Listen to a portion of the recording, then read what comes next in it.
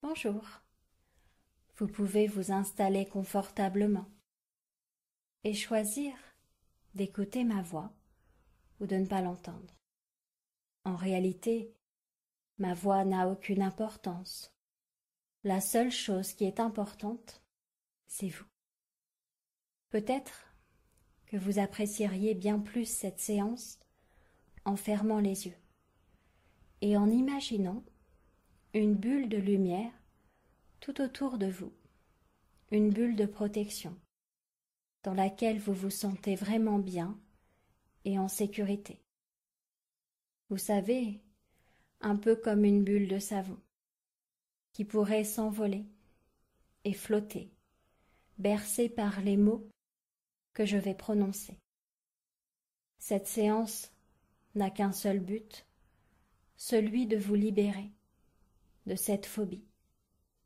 Pour cela, vous avez juste à vous laisser porter pour trouver les clés vous permettant d'ouvrir la porte de votre liberté. Et pour cela, vous pouvez vous laisser porter, vous laisser vous envoler, jusqu'à ce que vous sentiez que cette bulle de savon peut se séparer en plusieurs autres bulles plus petites. Un peu comme lorsque vous vous promenez avec un gros sac à dos rempli d'objets. Il est lourd à porter et vous êtes la seule personne qu'il porte, alors que vous pourriez maintenant le déposer au sol et répartir tous les objets qu'il contient dans d'autres petits sacs à dos. Vous pourriez en donner un à chacun de vos amis ou des membres de votre famille pour qu'ils vous aident à porter tout ce qu'il contient, d'autant plus que bien souvent, il y a des choses qui leur appartiennent. Et c'est tellement plus facile de voyager plus léger. Vous pouvez même en profiter pour trier et jeter certaines choses, certains objets. Et alors que ces bulles de savon se multiplient, s'allègent, peut-être vous aussi, sentez-vous cette impression de vous multiplier, d'être différent vous, capable de vous observer, de vous regarder peut-être plus objectivement. Parce que parfois, quand on est dans une situation, on a l'impression de ne pas pouvoir trouver la solution. Et souvent, vous avez déjà remarqué, on est de bien meilleurs conseils pour nos amis, parce qu'on a un pied à l'extérieur de leur situation. Et le fait de se démultiplier, de pouvoir voir la situation de différents côtés, va vous permettre de trouver une solution. Vous savez, moi-même, j'avais une phobie il y a quelques années, et je vais vous expliquer comment j'ai pu la résoudre. J'étais en train de me promener en ville, en train de faire les magasins. J'étais sur le trottoir de droite, quand devant moi, il y avait des travaux, avec des échafaudages, et un écriteau qui disait piéton, passez en face. J'ai donc traversé la rue, et à peine avais-je posé mon pied sur le trottoir de gauche que j'ai eu du mal à respirer. Mon cœur s'est emballé. Dans ma gorge, une boule m'a serré. J'avais le ventre qui s'est noué, comme si je courais un grave danger. Alors j'ai regardé de tous les côtés, en haut, en bas, partout, mais il n'y avait rien, aucun danger, que des gens qui se promenaient. J'étais incapable de faire un pas de plus sur ce trottoir, et je comprenais pas ce qui m'arrivait. Jusqu'à ce que je me souvienne d'un événement qui s'était passé quand j'avais 6 ans. Je me promenais, avec mes parents, sur le trottoir de gauche, justement, quand 2 hommes se sont battus devant nous avec un couteau. Mon père m'a pris dans ses bras, et on a couru de l'autre côté de la rue, sur le trottoir de droite, le trottoir de la sécurité.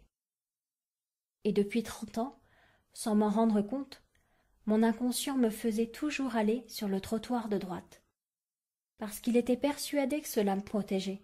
Il était persuadé que le trottoir de droite était le trottoir de la sécurité, et que celui de gauche restait celui du danger.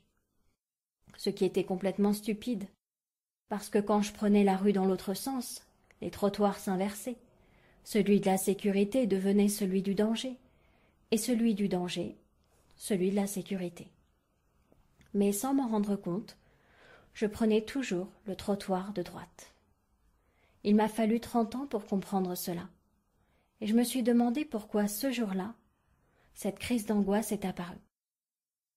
J'ai eu la réponse quelque temps après. C'est parce que j'avais suffisamment grandi pour pouvoir la guérir. Et bien souvent, une phobie se déclare quand on est suffisamment grand pour grandir de cette phobie. Une phobie, c'est quoi? C'est une très forte émotion qui est enfermée là depuis des années. Ça peut être lié à notre naissance, à quelque temps après, mais c'est forcément lié à la mort, à une peur de mourir, à un danger, à une peur d'être séparé de quelqu'un qu'on aime. Si vous saviez le nombre de personnes qui a la phobie des araignées, parce qu'une des araignées s'appelle la faucheuse, et que la faucheuse est la mort. Si vous saviez le nombre de personnes qui sont allergiques aux fleurs, parce que ça leur rappelle les fleurs d'un enterrement. Si vous saviez le nombre de personnes qui sont phobiques de vomir, parce qu'elles se souviennent qu'à leur naissance, elles ont eu du liquide dans la gorge et qu'elles ont senti qu'elles allaient étouffer. Je ne sais pas quelle est votre phobie. Je ne sais pas pour quelle raison elle s'est déclenchée. Ce que je sais, c'est que l'enfant ou le bébé en vous a eu une très forte émotion et que depuis, pour vous protéger, votre inconscient tente de vous éloigner de l'objet de votre phobie. Comme moi, il m'éloignait du trottoir de gauche.